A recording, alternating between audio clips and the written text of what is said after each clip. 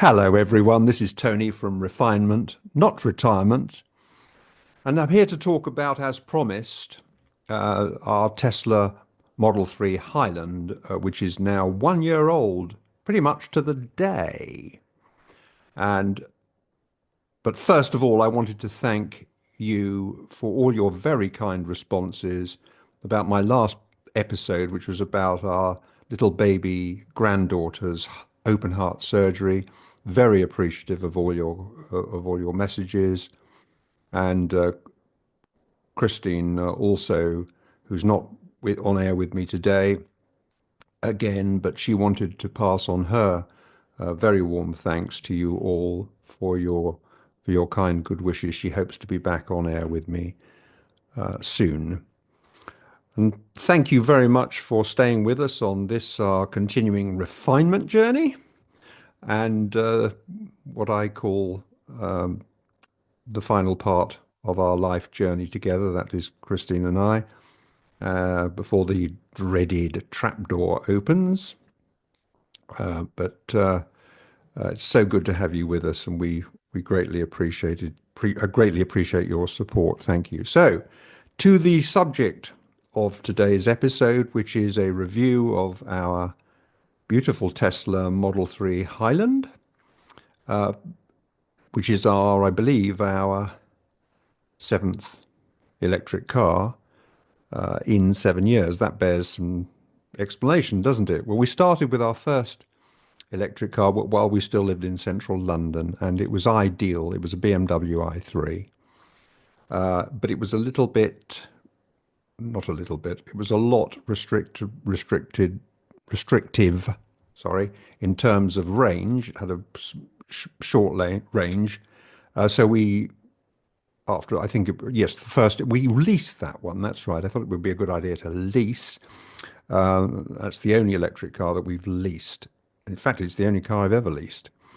So after 1 year, after about, no, that's not correct, 3 years, at the end of a 3 year lease, I believe it was, we got rid of that and we replaced it with a Hyundai Kona, which was a brilliant car. Certainly much more range. I think it was sort of 200, I'm from memory, 250 miles, something like that. So whereas the BMW i3 was 100 miles on a good day and less than that in the winter when the battery was cold.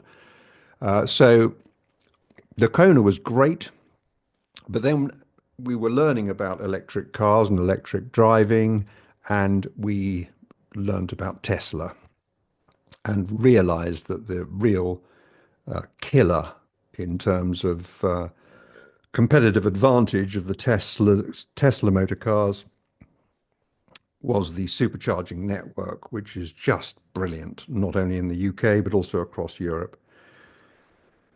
Well, we kept the Tesla Model 3, but we also, when we moved to the country, we decided to move to the Cotswolds here. We decided to buy Ioniq 5 as a beautiful car, and we were very lucky. We got the limited edition version, and it's the only car that I've had that has really turned heads, and people have come up to me and said, wow, that is some car.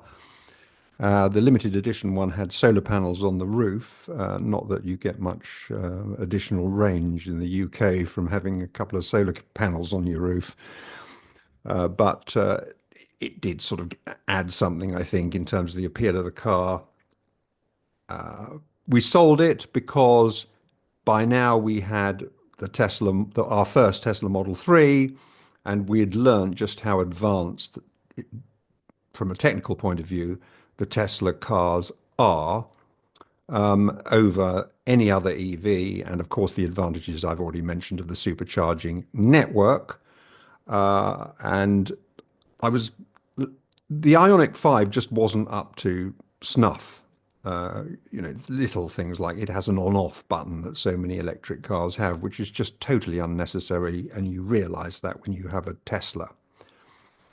We replaced the Ioniq 5 at the time that we did. We actually made a profit on it when we sold it, because at that time electric cars were long time being delivered to new customers because of the shortage of chips, if you remember, at that time.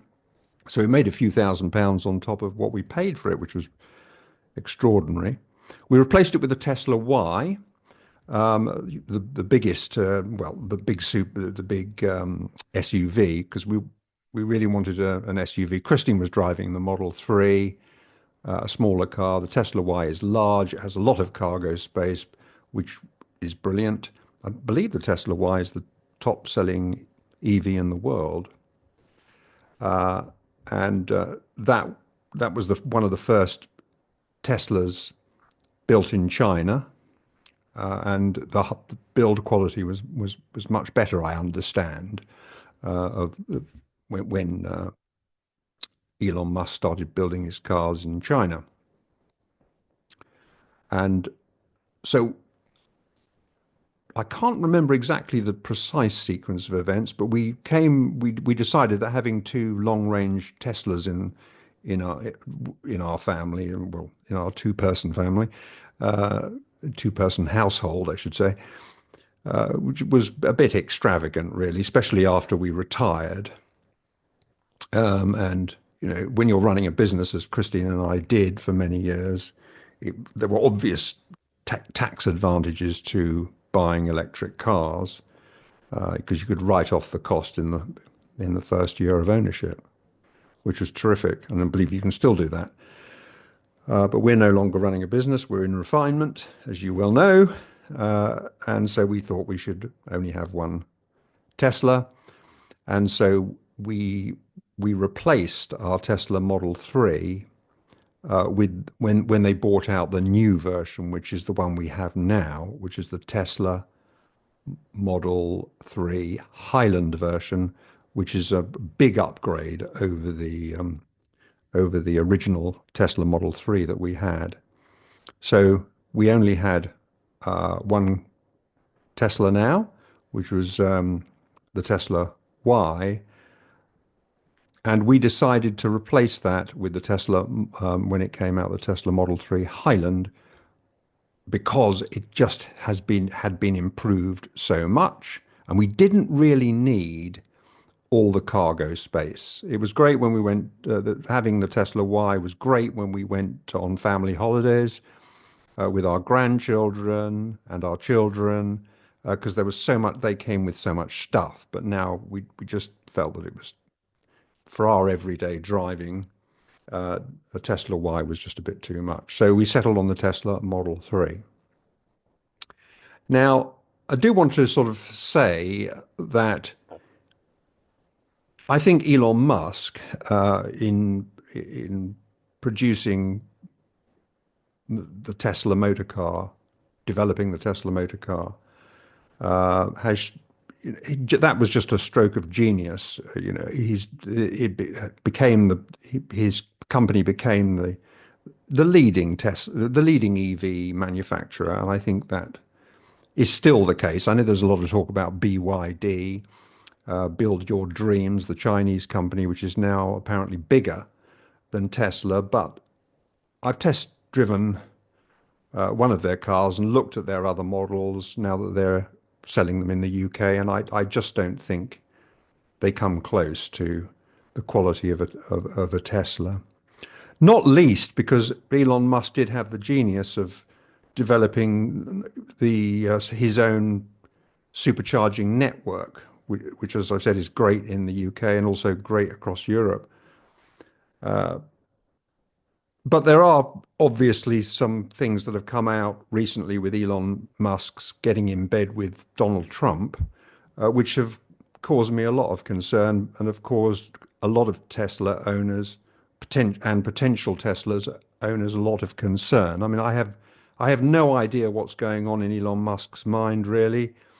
Obviously, Trump is completely out of whack with Elon Musk's original vision of everyone moving to electric transportation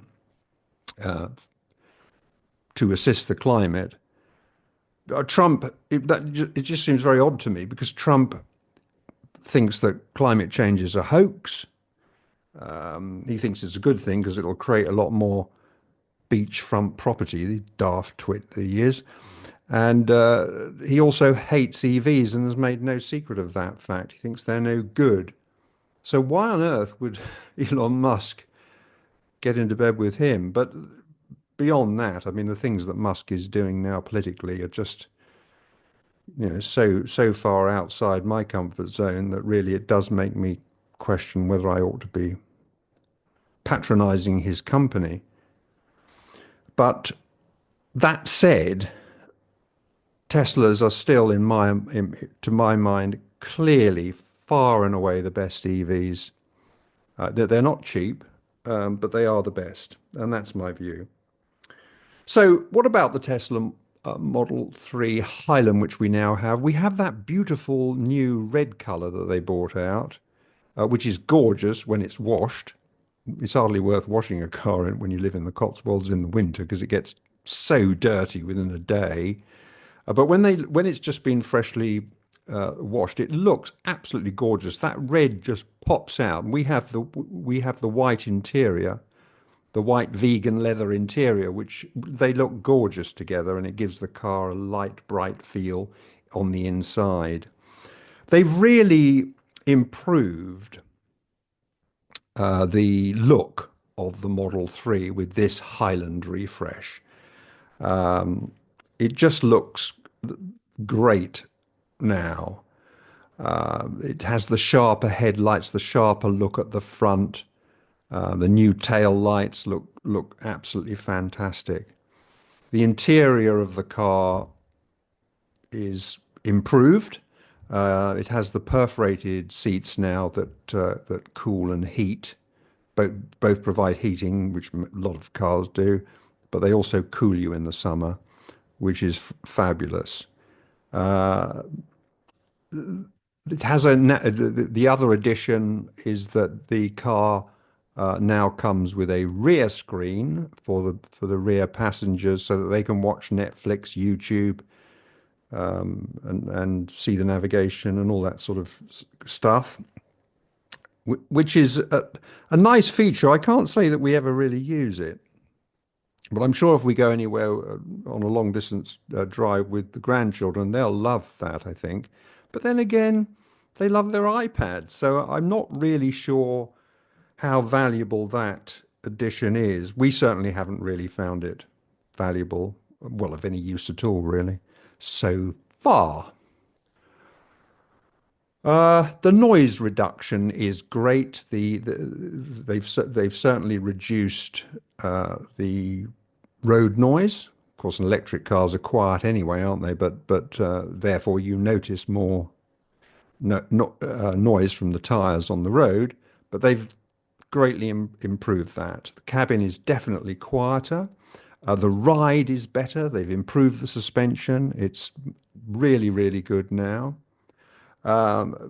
Road handling is improved. It was good on the original Model 3, but it has definitely improved. So very, very pleased with all of those aspects. So I did do an episode when we picked up the car, and I talked about something that is highly topical with the new Tesla Model 3 Highland, and that is the absence of stalks, not birds, but those things on the steering wheel that you use to operate, do the indicators and other things. So there's no stalks on this one, and I wondered how that would be, because there had been a lot of talk about that, and I believe they were going to do the same thing with the new Tesla Model Y, because they're refreshing that now. They're bringing out the Juniper, not available in the UK yet. So on my initial drive from picking the car up from Birmingham, the NEC, the buttons the buttons on the steering wheel that replace the indicator, that is two switches, one for indicating right, one for indicating left. I didn't think that was too bad. I seemed to adjust to it very, very quickly, within minutes, really.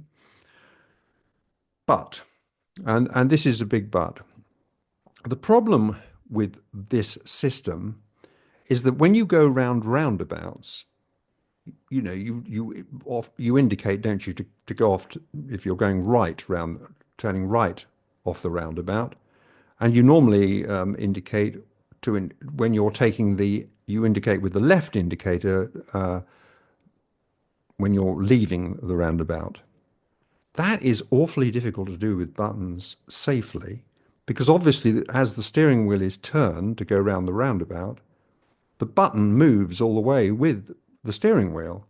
And so you have to really be looking at it, and it's quite difficult to do that maneuver and find the switch. I found that to be just really suboptimal. And actually a little bit unsafe, I think. And I think that other people have found the same thing. I don't think it, I know it. And as a result of that, I understand that on the Tesla Y Juniper, they're putting the stalk back, which is an unusual thing for Tesla to admit they went in the wrong direction. But in that respect, I think they are, and I think that's going to be helpful, very helpful, having the stalk back because the stalks are just so easy, aren't they? And we also have a mini electric as a runaround because the Tesla Model 3 is really great for long distances because of its range capability. I'll talk a bit more about that in a moment. But and this is the long range version that we have. But it's quite, it's a big car to be driving to go to, local supermarkets and pickleball and stuff that we do regularly when we're only driving short distances. So we have a mini electric for that, which is really great. And of course, when I get in the mini, it's got a stalk there, and to do the indicating with, and I much prefer that. Okay, so let's talk about the range because the range is advertised, that whatever they call it, WTLP. I never remember what those letters are supposed to be, but the advertised range of the car. Uh, it's advertised as 390 miles. So it took me by surprise when I collected the car that I couldn't get it to charge. I couldn't get it to show a range, a predicted range, when I charged it to 100% of more than 305 miles. So I obviously queried this with Tesla, and it was a bit of an odd response from them, really, I thought. But they said, well, we have to advertise it as 390 miles because that's the only range that the law allows us to advertise. But we know it's not genuine. It's not real world. And we decided to reconfigure whatever it is, the GOM, the estimated range, to show what the real predicted range is. Well, I thought that was it's an odd admission to make. Surely, I mean, if you could surely, no one would object to them saying, I don't know the law on this, but no one would object to them saying, well, the WLTP, theoretical range is 390 miles, but really you're going to get 300 miles.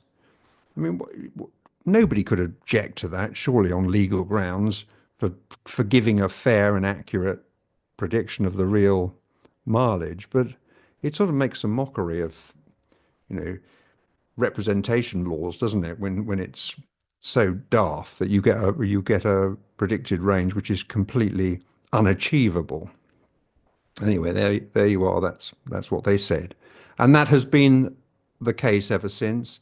And I would say that 300 miles, is the predicted range is generally pretty accurate. They're very good on the car's technology is very good on predicting what range you're going to get and what percentage your battery is going to be at when you arrive at your destination. It's great from that point of view, but thoroughly disappointing that it doesn't get anywhere near the advertised range. So that's something that I definitely want to point out to you. What is great not only is the supercharging network that Tesla built and continues to expand, not only is that great, but the technology in the car is such that when you put your destination in, it does all the figuring out for you as to where you need to charge, how long you need to charge for, and it directs you very, very well to, some of these things. That some of these supercharging stations are sort of off the beaten track, but and hard to find. Would be hard to find were it not for the brilliant navigation system. So all that works really so well. We've been across France a few times, and it just so I can't praise the supercharging network highly enough. It's just great, and so much better than anything else that is out there. So the other advantage with the Tesla over the any other electric car that I'm aware of, and certainly any other electric car that we have owned, are the over-the-air updates. So just like your iPhone, you go to bed at night and it uploads a software update, downloads a software update, I should say, uh, overnight, and you wake up and you've got an improved phone in the morning, haven't you? It's the same with Teslas, and you might get a couple of those or even more a month, and they really improve things. So, for example, for example, well, there are things that have been added, like when you walk up to the boot of the car, the trunk, as the Americans say. Uh, you don't even have to do anything. The boot will open automatically. It knows you're there because you're there with your phone or your watch.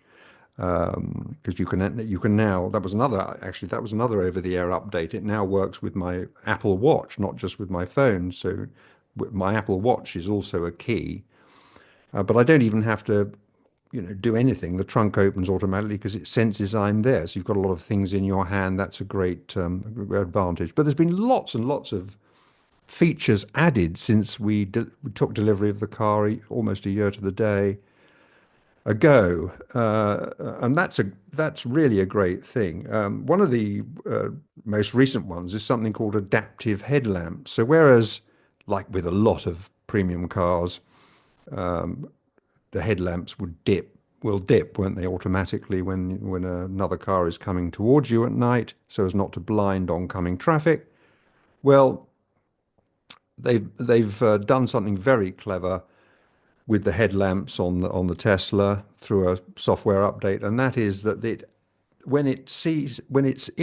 decides when to put you on full beam and dip, but it makes no difference because even if you're on full beam, when it sees other traffic coming the other way, it messes around with well, probably finesses is a better word than messes around, finesses the pixels in the LED headlamps so that they do not dazzle the oncoming traffic. So you don't have to do anything. Whereas with the automatic dipping, it would be a bit too sluggish, and people would flash you. Now there's none of that, or not so far. Brilliant. So things like that are great. Now, I want to tell you one thing about Tesla's technology, which is not great, and I certainly am not alone in this, and that is the automatic wipers. When the windscreen wipers are set to automatic, they are pants. To use a technical English term, they are pants. They just don't work. Why is this? Why is it that on a premium, car that is absolutely bursting with the latest technology, you can't get the wipers to work on automatic? I mean, the ones in the Mini Electric are excellent because they use the tried and tested technology where there are rain sensors embedded in the windscreen, aren't there? That bit round the rear view mirror, the meshing sort of look. That's what senses, as I understand it, the rain. And as I say, in any other car, including our Mini Electric, they work reliably and they are brilliant. Not so in the Tesla because it doesn't have that system. As with other things with the latest Teslas, everything seems to work with vision, with the cameras. So the cameras are what tell the system that there is rain about and you need to work at a certain speed in order to optimize the driver's visibility. They don't work. I mean, I don't know whether they have been designed for other countries where there's heavier rain, but the sort of drizzly stuff you get in the UK, they just don't know, they're just not sharp enough in detecting it.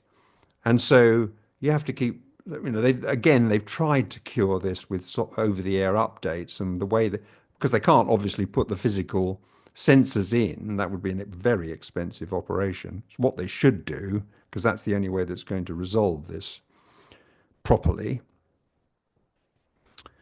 Uh, so what they've done is they've done a workaround so that you can they've given you the ability to fiddle around with the steering wheel buttons to take it off or take the wipers off auto and increase the speed.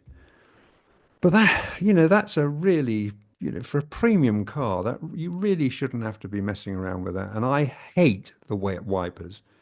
I really, really hate them. And I know I'm not alone in that.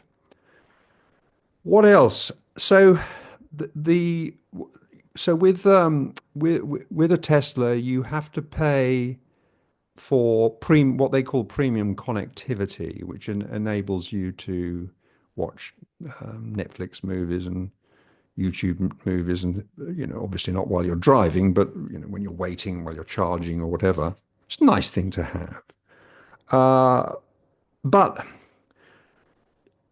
you're supposed to when you if you don't subscribe to premium connectivity, which we don't really need because for our everyday driving we use the Mini.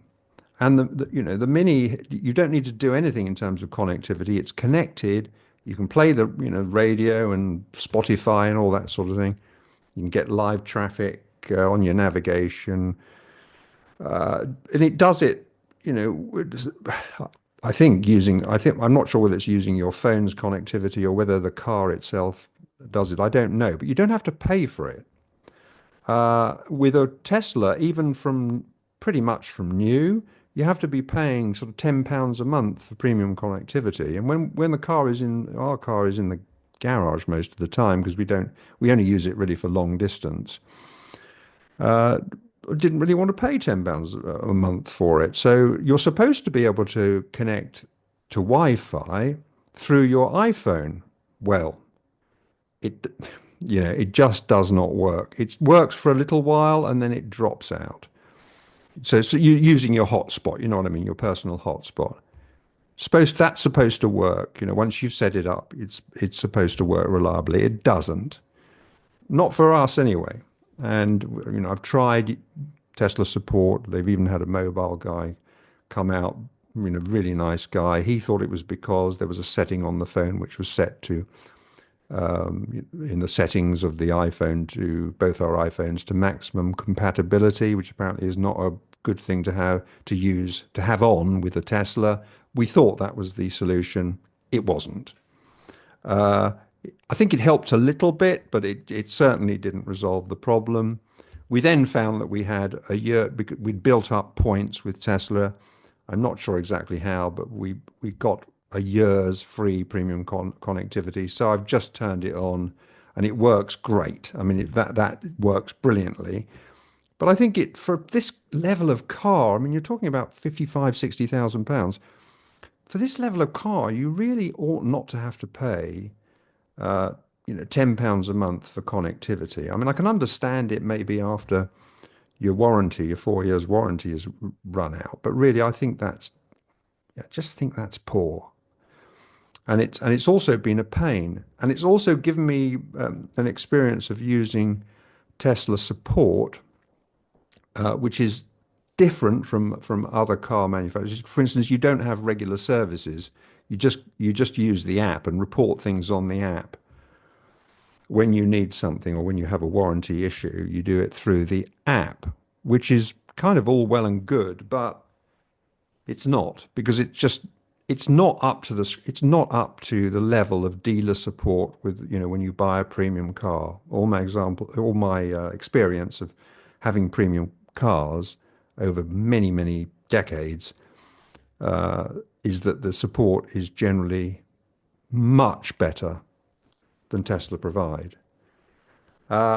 So nice people. When you actually do get people, especially in our local places, Stratford upon Avon.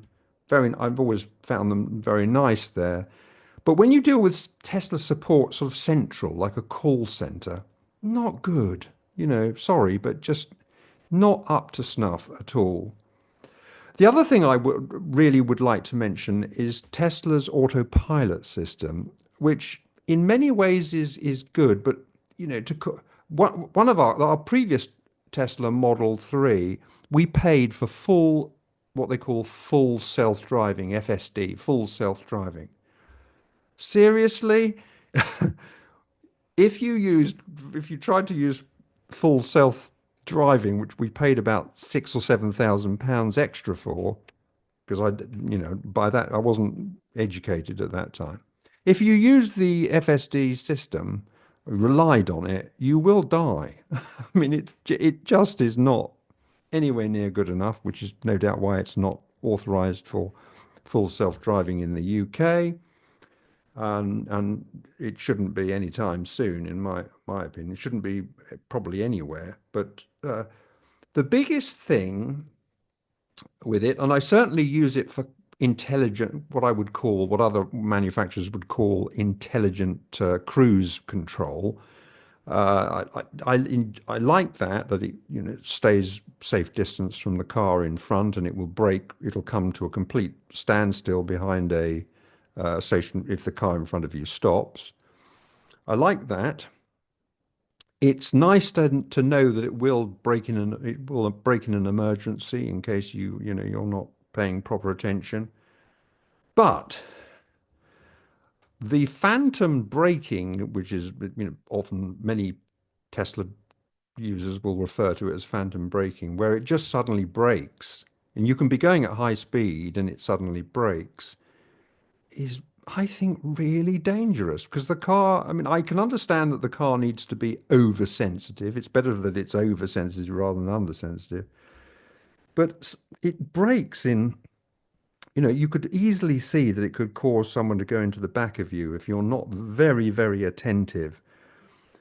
So these sort of autopilot systems, if you've got to be, fully attentive to deal with with its mistakes, which it does make because it misidentifies things, then what's the point of it? I mean, it gives drivers a false sense of security, I think, and certainly, I mean, Christine absolutely hates it when the car suddenly brakes. She's the passenger, I'm driving.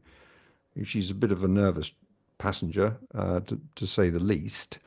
And when it breaks, she freaks out. I hover over the accelerator because I know I'm kind of learning where it's likely to do that. And I can't really fathom why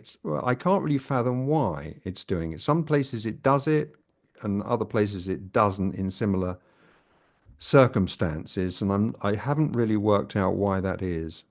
But that is a real negative. Do not rely, be aware of that. You can't turn it off, by the way, the emergency. Well, you can. That's not true. You can turn the emergency braking off for that particular journey. But as soon as you get in the car again, it will put it back on. So, and who wants to be bothered with keep turning it off? And anyway, I quite like the idea that there is that system there, but you've got to be fully attentive, because it will break when it shouldn't. It's way oversensitive. However, overall, this Tesla Model 3 Highland is a brilliant car. And even for all these downsides, these negatives, it's still my favorite car I've ever had. And I think I know Christine would say the same. We love the ride, and we love the look of the car, and it's just so comfortable. And of course, it's very fast. It's fun to drive. It holds the road brilliantly, and I would thoroughly recommend it. But with those caveats that I've said about Tesla, just to make you aware that there are some definite negatives, and they are significant ones, but they are not deal breakers for me anyway, not yet. Anyway, it's been fun talking to you about this. I love talking about electric cars, love electric driving, would never go back, and I enjoy talking about Tesla. A little bit less so since Elon Musk has turned into a bit of a mad case, a bit of a madman, but still, on the whole, great car. So, thanks for listening, and I look forward to being back with you, preferably with Christine when she's back very soon. In the meantime, do go to our Facebook page, Refinement Not Retirement. Make any comments there. You can do that publicly, or if you want to, or directly to us if you prefer to remain private. We love all your comments, and we love keep staying in touch that way. And we will be back soon. Until then, it's goodbye from me. Bye, everyone.